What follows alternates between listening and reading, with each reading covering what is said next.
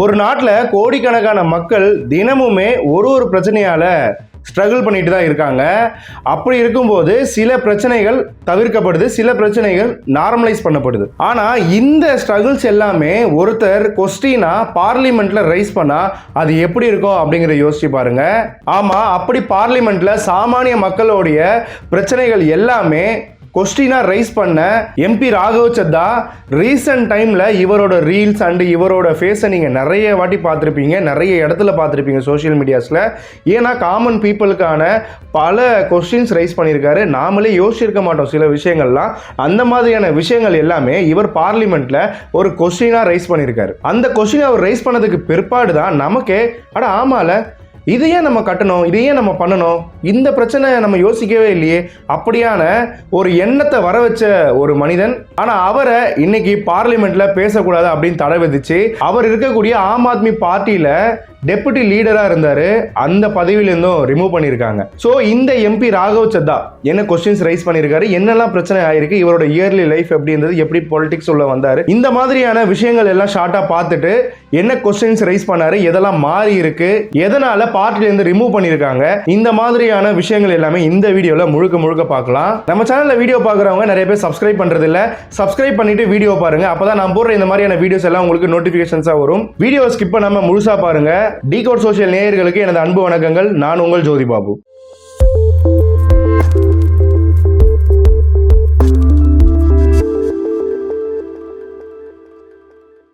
Anchor point design studio. நீங்க புதுசா start up பண்ணிருக்கீங்க, ஆனால் உங்களுக்கு பெரிய ஏஜென்சி, அதாவது டிஜிட்டல் மார்க்கெட்டிங் ஏஜென்சியை ஹையர் பண்ணி உங்களால் அஃபோர்ட் பண்ண முடியல அப்படிங்கிற பட்சத்தில் நீங்கள் எங்களை மாதிரி ஃப்ரீலான்ஸ் டீம் எடுத்துக்கலாம். எங்ககிட்ட டிஜிட்டல் மார்க்கெட்டிங்க்கு தேவைப்படுற எல்லா சர்வீசஸுமே இருக்குது. ஸோ இந்த சர்வீசஸ் எல்லாமே அஃபோர்டபுள் ப்ரைஸஸில் கொடுத்துக்கிட்டு இருக்கோம். நீங்கள் புதுசாக ஸ்டார்ட் அப்பாக இருக்கீங்க அப்படின்னா நீங்களுமே இந்த கீழே இருக்க நம்பருக்கு கால் பண்ணலாம். அதே போல் நாங்கள் ஏஜென்சிக்குமே அவுட் சோர்சிங் பண்ணி கொடுத்துக்கிட்டு இருக்கோம். ஸோ நியூவாக ஸ்டார்ட் பண்ண டிஜிட்டல் மார்க்கெட்டிங் ஏஜென்சியாக இருந்தாலும் நீங்கள் எங்களுக்கு கால் பண்ணுங்க. நாங்க உங்களுக்கு அஃபோர்டபுள் பிரைஸ்ல கிராஃபிக் டிசைன்ல இருந்து வீடியோ எடிட்டிங்ல இருந்து வெப் டிசைனிங் இது போன்ற எல்லா டிஜிட்டல் மார்க்கெட்டிங் சர்வீசஸும் நாங்க அஃபோர்டபுள் பிரைசஸ்ல கொடுத்துக்கிட்டு இருக்கோம். மேலும் விவரங்களுக்கு டிஸ்கிரிப்ஷன்ல எங்களோட டீடைல்ஸ், போர்ட்ஃபோலியோ, அது மட்டும் இல்லாம கான்டாக்ட் நம்பரும் கொடுத்துருக்கேன்.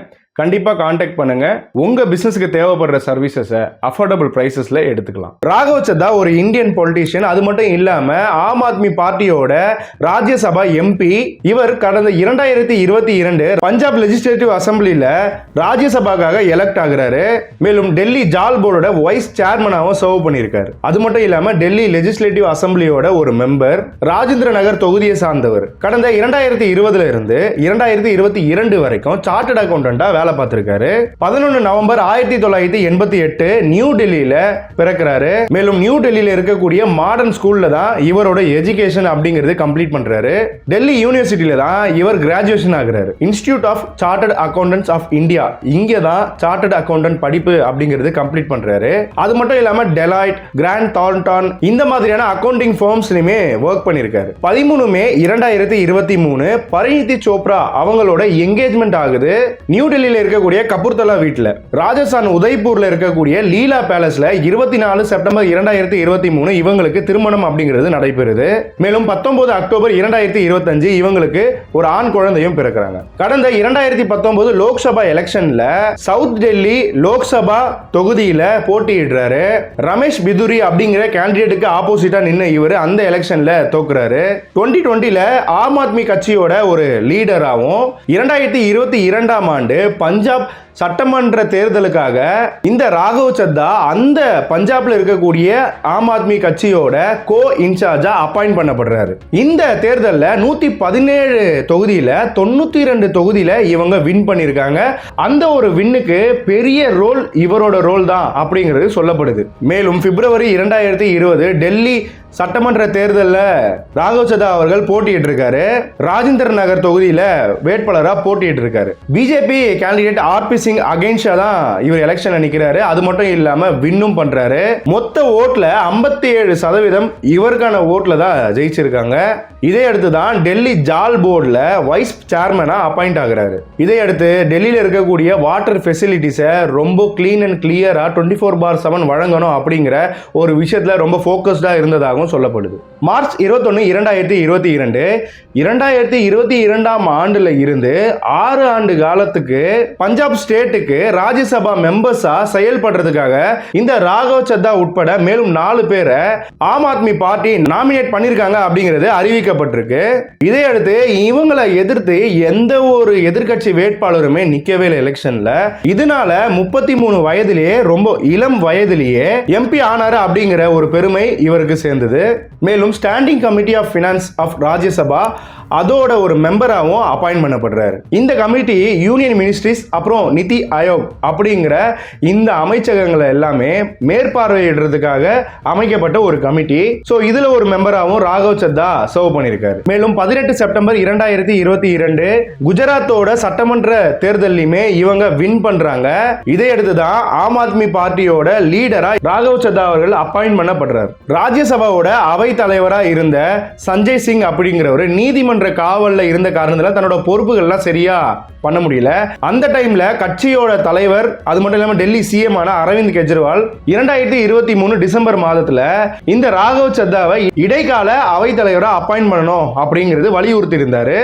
ஆனா அங்க இருக்கிற லாஸ் அண்ட் பாலிசிஸ்க்கு அது ஏற்கத்தக்கது இல்ல அப்படின்னு அது நிராகரிக்கப்பட்டது. இப்போ இதுவரைக்கும் இவரோட பொலிட்டிக்கல் கரியர் எப்படி இருந்துச்சு அப்படிங்கறதெல்லாம் பார்த்தோம்.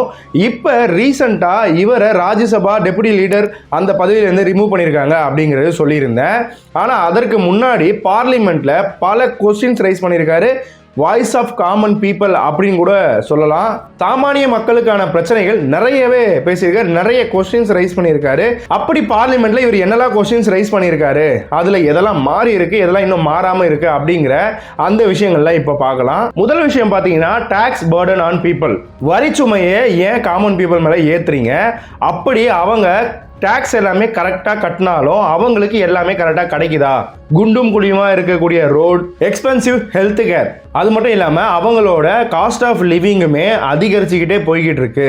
இப்படியாக ஒரு மிடில் கிளாஸ்ல இருக்கக்கூடிய சாமானிய மக்கள் அவங்க இந்த வரி சுமையை ஏத்துக்கிறாங்க. அது மட்டும் இல்லாம அவங்களுக்கு எந்த ஒரு பெனிஃபிட்டுமே கிடைக்கலையே, அவங்களோட லைஃப்ல ஸ்ட்ரகிள் பண்ணிட்டே தானே இருக்காங்க அப்படிங்கிற ஒரு கொஸ்டின்ஸ் ரைஸ் பண்றாரு. இப்போ இருக்கிற ரீசார்ஜ்ல நம்ம எல்லோருக்குமே தெரியும், கண்டிப்பா டேட்டா அப்படிங்கிறது இருக்கும். சில பேர் இன்னுமே கீபேட் மொபைல் வச்சிருப்பாங்க. அவங்க டேட்டா அப்படிங்கிறது பெரிய அளவில் யூஸ் பண்ண மாட்டாங்க. அப்போ அந்த டேட்டாக்கும் சேர்த்து தான் சார்ஜஸ் பே பண்றாங்க. அப்போ அந்த டேட்டா எங்க போகுது, அதுக்காக கட்டுறவங்க ஏன் கட்டணும் அப்படிங்கிற ஒரு கேள்வி எழுப்பியிருந்தாரு. இந்த டவுட் நம்ம எல்லாருக்குமே எப்பயுமே இருந்திருக்கும். கீபேட் மொபைல் அப்படின்னும் போது டேட்டாக்கும் ஏன் கட்டணும், வேற வழி இல்லாம நாம ரீசார்ஜ் பண்ணிக்கிட்டு இருக்கோம் அந்த நம்பர் சேஃபா இருக்கணும் அப்படிங்கிறதுக்காக. ஆனா இப்ப அதையுமே ஒரு கொஸ்டினா ரைஸ் பண்ணியிருந்தாரு. பெட்டர்னிட்டி லீவ், அதாவது ஒரு குழந்தையை பெறக்கூடிய கணவன் மனைவி இருவருக்குமே அந்த குழந்தையை வளர்க்கறதுலையும் அந்த குழந்தை மற்றும் குழந்தையை பெற்றெடுத்த தாய் இவங்க 2 பேரையுமே பார்த்துக்கிறதோட கடமை அந்த வீட்டு ஆணுக்கு பெரிதளவில் இருக்கு. அப்படி இருக்கும்போது அந்த ஆண் ஜாபை பார்ப்பாரா இல்லைனா இந்த குழந்தைய பார்ப்பாங்களா? அப்படி இருக்கும்போது அந்த ஆண் ஜாப் போகல, லீவ் எடுத்துட்டோம் அப்படின்னா ஜாப் செக்யூரிட்டி கிடையாது, வேலையை விட்டு தூக்கிடுவானுங்க. அப்போ நாம குழந்தைய எப்படி பார்த்துக்கிறது? இந்த மாதிரியான ஒரு சிச்சுவேஷன்ல ஜாப் தான் முதல்ல மெயின் அப்படின்னு சொல்லிட்டு அந்த ஆண் ஜாபுக்கு போகும்போது இந்த மொத்த பேர்டனுமே அந்த குழந்தையை பெற்ற தாய் மட்டும்தான் ஏத்துக்கிறாங்க அப்படின்னும் போது இது எந்த வகையில் நியாயம் அப்படிங்கிற ஒரு கொஸ்டினும் ரைஸ் பண்ணியிருந்தாரு. ஸோ பேட்டர்னிட்டி லீவ் அப்படிங்கிறது லீகல் ரைட்டா ஒரு சிட்டிசனுக்குமே இருக்கணும் அப்படிங்கிறது அவரோட கருத்து. இதையடுத்து இந்த ஒரு பிரச்சனை இப்போ வரைக்குமே எல்லோருக்குமே ஒரு பெரிய பிரச்சனையாகவே தான் இருக்கு. மினிமம் பேலன்ஸ் மெயின்டைன் பண்ணனா பேங்க்ல சார்ஜ் போடுவாங்க. இவரோட கொஸ்டின் என்ன அப்படின்னு பார்க்கும்போது பேங்க்ல பணம் போடுற அளவுக்கு அவங்க கிட்ட பணம் இல்லை, அந்த அளவுக்கு ஒரு கஷ்டத்துல இருக்கிறாங்க அப்படின்னும் போது அவங்க எப்படி மினிமம் சார்ஜஸ் மெயின்டைன் பண்ண முடியும்? அப்படி மினிமம் சார்ஜஸ் மெயின்டைன் பண்ணாதவங்கள பேங்க் ஹெல்ப் பண்ணுதா இல்ல பனிஷ் பண்ணுதா அப்படிங்கிற ஒரு கொஸ்டின் ரைஸ் பண்ணியிருந்தாரு. இந்த மாதிரியான சாமானிய மக்களோட பிரச்சனைகள் எல்லாமே இவர் பேசுறதுனால தான் ரீசன்ட் டேஸ்ல ரொம்பவுமே போற்றப்பட்டு வந்தாரு, ரொம்பவுமே பாராட்டப்பட்டு வந்தாரு. மேலும் சில கேள்விகள் இருக்கு, அதையும் நம்ம பார்த்துடலாம். ஃபுட் அடல்ட்ரேஷன், அதாவது பால்ல யூரியா கலக்கிறது. கூல் ட்ரிங்க்ஸ் நம்ம வாங்கி குடிக்கிற எல்லாத்தையுமே பார்த்தீங்கன்னா ரொம்பவுமே கவர்ச்சிகரமான பழங்கள் அது இதுன்னு போட்டு தான் இருக்கும் ஸ்டிக்கர்ல. ஆனால் அதோட பேக் சைடில் பார்க்கும்போது இந்த ஃபோட்டோ வந்து ஜஸ்ட் மார்க்கெட்டிங் பர்பஸ்க்காக தான் அப்படிங்கிறத தெளிவாக போட்டிருப்பாங்க. ஆனால் இதை பார்த்து நிறைய பேர் வாங்கி குடிக்கிறாங்க. ஆனால் அது முழுக்க முழுக்க பழத்தால தான் ஆயிருக்கா அப்படின்னு பார்த்தா கண்டிப்பாக கிடையாது. ஹை சுகர் உடைய சுகர் சிரப், சுகர் கண்டென்ட் உடைய அந்த மெட்டீரியல் மூலியமாக தான் அதை உருவாக்குறாங்க. இதை நிறைய குழந்தைகளும் குடிக்கிறாங்க. அப்படி இருக்கும்போது அவங்களோட ஹெல்த்துக்கு என்ன பாதிப்பு வரும், எவ்வளோ பாதிப்பு வரும், இதை ஏன் பண்றாங்க, இதை ஏன் பண்ணணும் அப்படிங்கிற ஒரு கொஸ்டின் ரைஸ் பண்ணியிருந்தாங்க. ஈவன் இந்த கூல் ட்ரிங்க்ஸை சுகர் கண்டென்ட் இருக்கு, சுகர் கண்டென்ட் இல்லை அப்படின்னு வகைப்படுத்துறாங்களா அப்படின்னு கேட்டால் அதுவுமே இல்லை அப்படிங்கிறது எல்லாமே இவரோட கருத்தா இருந்துச்சு. இன்கமிங் கால் ஏன் கட் பண்ணணும், அதாவது நாம காசு கொடுத்து சிம் வாங்குறோம், அந்த சிம்முக்கு நாம ரீசார்ஜ் பண்ணல அப்படின்னும் போது அவுட் கோயிங் டேட்டா இதெல்லாம் கட் பண்றது சரியான விஷயம் தான். ஆனா இன்கமிங் காலும் கட் பண்றதுக்கு என்ன ரைட்ஸ் இருக்கு, ஏன் கட் பண்ணணும் அப்படிங்கிற ஒரு கொஸ்டின் இருக்கிறதுலே பெரிய அதிர்வலையை ஏற்படுத்தின ஒரு கொஸ்டின் அப்படின்னு சொல்லலாம். நாம 28 நாளைக்கு தான் ரீசார்ஜ் பண்ணிக்கிட்டு இருக்கோம். இதுவே ஒரு பெரிய ஸ்கேம் அப்படிங்கிறது எக்ஸ்போஸ் பண்ணியிருக்காரு. நீங்க இப்போ ஒரு சின்ன கணக்கு பார்க்கலாம். 28 into 12 அப்படின்னு போடும்போது 336 அப்படின்றது வருது. ஆனா நமக்கு வருஷத்துக்கு 365 நாள் இருக்கு. அப்படி இருக்கும்போது அடிஷனலா 29 டேஸ் வருது. அப்போ அதுக்கும் நம்ம ரீசார்ஜ் பண்றோம். அப்போ பெர் இயர்ல 12 மந்த்ஸ் இருக்கு. ஆனா நம்ம 13 ரீசார்ஜஸ் பண்றோம். நீங்களே வேணாலும் கணக்கு போட்டு பார்க்கலாம். இதெல்லாம் நாம யோசிச்சே இருக்க மாட்டோம். ஆனா இந்த கொஸ்டின் ரைஸ் ஆனதுக்கு அப்புறம் ஆமா இதை நம்ம கவனிக்கவே இல்லையே அப்படிங்கிற ஒரு தாட் எனக்கு இருந்துச்சு. உங்கள யாருக்கெல்லாம் இருந்துச்சோ கண்டிப்பா கமெண்ட் பாக்ஸ்ல டிராப் பண்ணுங்க. இறப்பும் மற்றும் டாக்ஸ் இது எல்லாமே தவிர்க்க முடியாது அப்படின்னும் போது ஏன் அதிகமான டாக்ஸை போடணும், ஃப்ளைட்ல எக்ஸ்ட்ரா பேக் கொண்டு போனா எக்ஸ்ட்ரா சார்ஜஸ் அப்படிங்கறது சார்ஜ் பண்றாங்க. அப்படி இருக்கும்போது ஒரு ஃப்ளைட் டிலே ஆனா ஏன் அவங்க அதுக்கு காம்பன்சேட் பண்ண மாட்டாங்க. இந்த ஏர்போர்ட்ல விற்கக்கூடிய ஃபுட், அதாவது 10 ரூபா டீயை 200 ரூபாய்க்கு விற்கிறாங்க, ஏன் அதை விற்கணும்? ஃபுட் எல்லாமே ஹெவி ரேட்டை ஏன் இன்கர் பண்ணுறாங்க? ஆல்ரெடி ஃப்ளைட் டிக்கெட் வாங்குறாங்க, ஆல்ரெடி ஃப்ளைட் டிக்கெட்டே அதிகமான ரேட்டில் தான் இருக்குது அப்படின்னும் போது ஏன் இந்த ஏர்போர்ட்டில் விற்கக்கூடிய ஃபுட்டையுமே இவ்வளோ அதிகமான ரேட்டில் விற்கிறாங்க அப்படிங்கிற ஒரு கொஸ்டின் ரைஸ் பண்ண பிறகு உடான் யாத்ரி கஃபே அப்படிங்கிற பெயரில் கவர்மெண்ட்டே லான்ச் பண்ணியிருக்காங்க. அதில் இப்போ ஏர்போர்ட்டில் நீங்கள் போனீங்க அப்படின்னா 10 ரூபாய்க்கு தான் டீ கிடைக்குது. இந்த எம்பி ராகவ் சத்தா அவர்களே நேராக அங்கே போய் இந்த டீயை குடிச்சு ஒரு வீடியோ போட்டிருக்காங்க. அப்படியாக அந்த வீடியோ ரொம்ப வைரலா போயிருக்கு. இதுவுமே இவரோட ரிமூவலுக்கு ஒரு காரணம் அப்படின்னு சொல்லப்படுது. ஒரு ஸ்டூடெண்ட் வருஷம் ஃபுல்லா படிக்கிறான், ஆனா பேப்பர் லீக் ஆகுறதுனால அவனோட கஷ்டம் எல்லாமே வேஸ்டா போகுது அப்படிங்கறத சொல்லியிருந்தாங்க. எல்லா பனிக்காலத்திலுமே ஏர் பொல்யூஷனால ரொம்பவுமே ஸ்ட்ரகிள் ஆகுறோம். ஆனா நிரந்தர சொல்யூஷன் அப்படிங்கிறது எப்போதான் வரும் அப்படிங்கிற ஒரு கொஸ்டின் ரைஸ் பண்ணியிருந்தாங்க. நாம ஹெல்த் இன்சூரன்ஸ் அப்படிங்கிறது எடுக்கிறோம், அது ஒரு லக்ஸுரி ப்ராடக்டா கேட்டா கண்டிப்பா கிடையாது. நமக்கு நாளைக்கு ஏதோ ஒன்று ஆச்சு அப்படின்னா அந்த ஒரு விஷயத்தை பேர் பண்றதுக்காக தான் ஹெல்த் இன்சூரன்ஸை எடுக்கணும். அப்போ அது ஒரு லக்ஸுரி கிடையாது.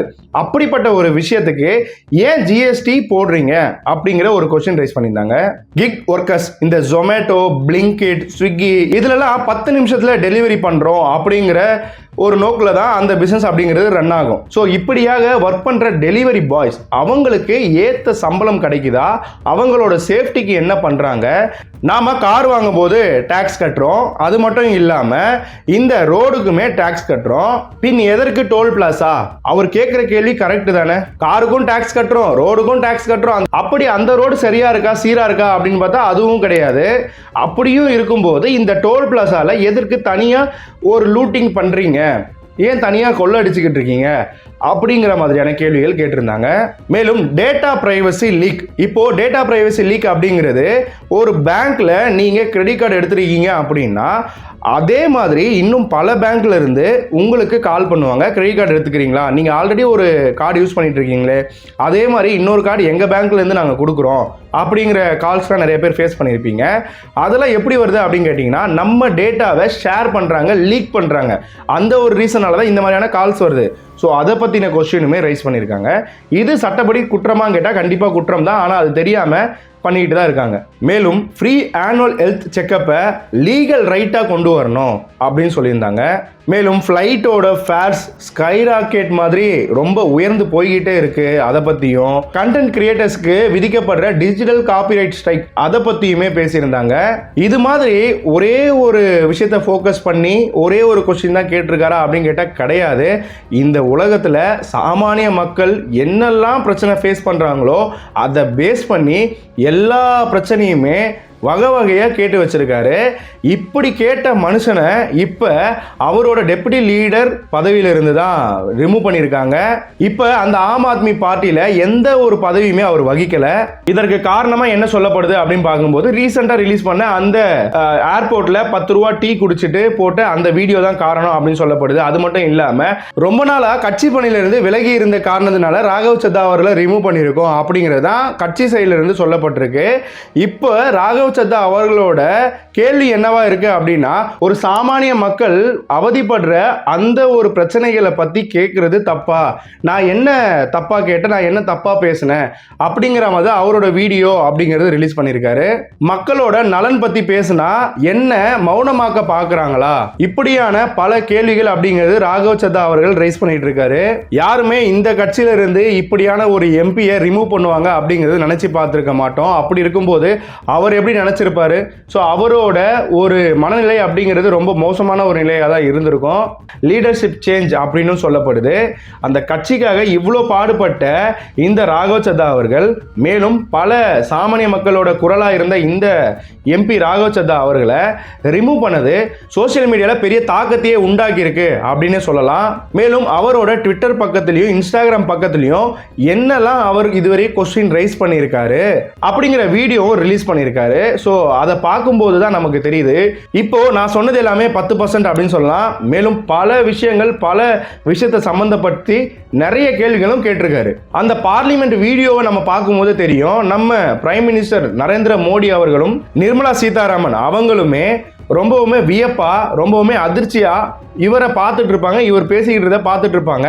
அந்த மாதிரியான விஷுவல்ஸ்லாம் நாம நியூஸ்ல பார்க்க முடியும். எனக்கு தெரிஞ்சு நிறைய பேர் பார்த்தும் இருப்பீங்க. ஏன்னா இது ரொம்பவுமே வைரலா போயிட்டு இருந்து எப்போ இவர் காமன் பீப்புளோட பிரச்சனைகளை பேச ஆரம்பிச்சாரோ அப்பத்துல இருந்து இவர் இந்த மாதிரி பேசக்கூடிய இந்த ஃபுட்டேஜஸ் எல்லாம் ரொம்ப வைரலா சோசியல் மீடியால வலம் வந்துட்டு இருந்துச்சு. ஏப்ரல் 2, 2026 இவரோட இந்த ரிமூவல் அப்படிங்கிறது நடக்குது. மேலும் அசோக் மிட்டல் அப்படிங்கிறவர் தான் இவருக்கு ரீப்ளேஸ்மெண்டா போட்டிருக்காங்க. அது மட்டும் இல்லாம பார்லிமெண்ட்ல ஆம் ஆத்மி பார்ட்டிக்கு ஒதுக்கப்படுற பேச்சாளருக்கான நேரத்தில் இந்த ராகவ் சத்தா அவர்களை ரிமூவ் பண்ண சொல்லியிருக்காங்க. அவர் பார்லிமெண்ட்ல பேசக்கூடாது அப்படிங்கிறத அவரோட பார்ட்டியிலேருந்து சொல்லியிருக்காங்க. எந்த பார்ட்டி ராகவ் சத்தா அவரோட திறமையை பார்த்து அவரை கூடயே வச்சுக்கிட்டு இந்த பார்ட்டியும் வளர்த்து அது மட்டும் இல்லாமல் அவரையும் வளர்த்து ராஜ்யசபா வரைக்கும் கூட்டு போய் நிற்க வச்சாங்களோ அவங்களே இப்போ அங்கேருந்து ரிமூவ் பண்ணது ஏன் அப்படிங்கிற பெரிதளவில் கேள்விகள் சோஷியல் மீடியா வளம் வந்துகிட்டு இருக்கு. அது மட்டும் இல்லாமல் இவரும் 2 வீடியோஸ் அப்படிங்கிறது ரிலீஸ் பண்ணியிருக்காரு. இன்னைக்கு பார்லிமெண்ட் முன்னாடியே போய் நின்றுட்டு அங்கே நான் எந்த தப்புமே பண்ணல, காமன் பீப்புளுக்கான வாய்ஸாக தான் நான் இருந்தேன், அவங்களோட பிரச்சனைகளை எடுத்து சொன்னேன், இது தப்பா இது பெரிய குற்றமா அப்படிங்கிற மாதிரியான வீடியோஸும் போட்டிருந்தாரு. நான் அந்த வீடியோவும் இந்த வீடியோவில் அட்டாச் பண்ணுறேன். मुझे जब जब पार्लियामेंट में बोलने का मौका मिलता है मैं जनता के मुद्दे उठाता हूँ और शायद ऐसे टॉपिक्स उठाता हूँ जिसे आम तौर पर संसद में नहीं उठाया जाता है। लेकिन क्या जनता के मुद्दे उठाना, पब्लिक इश्यूज पे बात करना कोई अपराध है? क्या मैंने कोई गुनाह कर दिया, कोई गलती कर दी? Have I done something wrong? ये सवाल आज मैं इसलिए पूछ रहा हूँ क्योंकि आम आदमी पार्टी ने राज्यसभा सेक्रेटेरिएट को ये कहा है कि राघव चड्ढा के पार्लियामेंट में बोलने पर रोक लगा दी जाए। जी हाँ, आम आदमी पार्टी ने पार्लियामेंट को ये सूचित किया है कि राघव चड्ढा को पार्लियामेंट में बोलने का मौका ना दिया जाए। अब भला कोई मेरे बोलने पर रोक क्यों लगाना चाहेगा? मैं तो जब बात करता हूं देश के आम आदमी की बात करता हूं। एयरपोर्ट पर मिल रहे महंगे खाने की बात रखी, जोमैटो ब्लिंकिट के डिलीवरी राइडर्स की प्रॉब्लम रखी, खाने में मिलावट का मुद्दा उठाया, टोल प्लाजा लूट से लेकर बैंक चार्जेस लूट की बात करी, यहाँ तक कि मिडिल क्लास पे टैक्स के बोझ से लेकर कंटेंट क्रिएटर्स पर स्ट्राइक क्यों करी जाती है, टेलीकॉम कंपनियां कैसे 12 महीने में 13 बार हमसे रिचार्ज कराती हैं, डेटा रोल ओवर नहीं देती हैं, रिचार्ज खत्म होने के बाद इनकमिंग रोक देती है, तमाम इश्यूज मैंने सदन में उठाए। और ये मुद्दे उठाने के बाद देश के आम आदमी का तो फायदा हुआ, लेकिन इससे आम आदमी पार्टी का क्या नुकसान हुआ? भला कोई मुझे बोलने से क्यों रोकना चाहेगा? कोई मेरी आवाज को क्यों बंद करना चाहेगा? और जिन लोगों ने आज पार्लियामेंट में मेरे बोलने का अधिकार मुझसे छीन लिया, मुझे खामोश कर दिया, मैं उन्हें भी कुछ कहना चाहता हूं। मेरी खामोशी को मेरी हार मत समझ लेना। मैं वो दरिया हूं जो वक्त आने पर सैलाब बनता है। மேலும் அவரை சைலன்ஸ் தான் பண்ணியிருக்கீங்க, இன்னும் டிஃபீட் பண்ணல அப்படிங்கிற ஒரு விஷயம் ரொம்ப கிளியராக சொன்னார் அந்த வீடியோவில். ஸோ எண்ட் ஆஃப் த வீடியோவில் இதெல்லாம் கேள்விகள் கிடையாது, இதெல்லாம் பிரச்சனைகள். ஒரு சாமானிய மக்கள் தினமும் ஃபேஸ் பண்ணக்கூடிய பிரச்சனைகள், போராட்டங்கள், டெய்லி ஃப்ரஸ்ட்ரேஷன்ஸ் அப்படின்னு சொல்லலாம். மேலும் இந்த கேள்விகள்லாம் எப்போ பார்லிமெண்ட்ல எழுப்பப்பட்டதோ அப்பவே அவங்கெல்லாம் இந்த கேள்விகளை இக்னோர் பண்றதுக்கு முடியாத ஒரு சூழ்நிலைக்கு தள்ளப்பட்டாங்க. ஒரு ஜனநாயகம் அப்படிங்கிறது சைலண்டா இருக்கிறது மூலியமா உருவாகுமா அப்படின்னு கேட்டீங்கன்னா கண்டிப்பா கிடையாது. பல கேள்விகள் எழுப்பப்பட்டா மட்டும்தான் அந்த ஜனநாயகம் அப்படிங்கிறது பில்ட் ஆகும். எப்போ ராகவ் சத்தா அவர்களை மாதிரியான நல்ல லீடர்ஸ் இந்த மாதிரி நல்ல கொஸ்டின்ஸ் ரைஸ் பண்றாங்களோ அப்ப ஒரு நம்பிக்கை அப்படிங்கிறது வரும். ஆனா மாற்றம் நடக்குமா அப்படின்னு கேட்டா அது இப்ப கேள்விக்குறியா தான் இருக்கு. அந்த மாற்றம் பாசிபிளா அப்படின்னு கேட்டா கண்டிப்பா பாசிபிள் தான். ஆனா அந்த சேஞ்ச பண்றதுக்கு தான் இங்க யாருக்குமே மனம் இல்லையோ அப்படிங்கிறது தான் தோணுது. அப்படி இவர் ரைஸ் பண்ண இந்த கொஸ்டின்ஸ்லாம் கரெக்டான கொஸ்டின் தான், கேட்க வேண்டிய கொஸ்டின் தான் அப்படின்னு நீங்க நினைச்சீங்க அப்படின்னா இந்த வீடியோவை முடிஞ்ச அளவுக்கு நிறைய பேருக்கு ஷேர் பண்ணுங்க. இவர் யாரு, என்ன மாதிரியான கொஸ்டின்ஸ் ரைஸ் பண்ணாரு, இப்போ ஏன் ரிமூவ் ஆயிருக்காரு அப்படிங்கிறது மொத்தமா எல்லாருக்குமே தெரியணும். நம்ம இந்தியால இப்படியான ஒரு எம்பி இருந்தாரு, சாமானிய மக்களோட பிரச்சனைகளை கேள்விகளா கேட்டாரு, அதனால அவர் சைலன்ஸ் ஆக்கப்பட்டாரு அப்படிங்கிறது எல்லாருக்குமே தெரியணும். தயவு செஞ்சு இந்த வீடியோவை முடிஞ்ச அளவுக்கு அதிகமா ஷேர் பண்ணுங்க. இதே போல கரெக்டா கேள்வி கேட்கிற எல்லாரையுமே சைலன்ஸ் பண்ணிட்டாங்க அப்படின்னா அப்போ இந்த சாமானிய மக்களோட பிரச்சனைகள் தீருமா தீராதா அப்படிங்கிறத நீங்களே உங்க கருத்துக்களை கமெண்ட் பாக்ஸ்ல போடுங்க. நம்ம சேனல் இன்னும் சப்ஸ்கிரைப் பண்ணாம இருக்கிறவங்க சப்ஸ்கிரைப் பண்ணிக்கோங்க. மேலும் அந்த பெல் ஐக்கானுமே ஆல்ல போட்டுக்கோங்க. அப்பதான் நான் போடுற இந்த மாதிரியான வீடியோஸ் உங்களுக்கு நோட்டிபிகேஷன்ஸா வரும். மேலும் பல டாபிக் இது போல நம்ம டிஸ்கஸ் பண்ண இருக்கிறோம். மற்றும் ஒரு வீடியோல சந்திக்கிறேன். தொடர்ந்து இணைந்திருங்கள். நான் உங்கள் ஜோதி பாபு. நன்றி.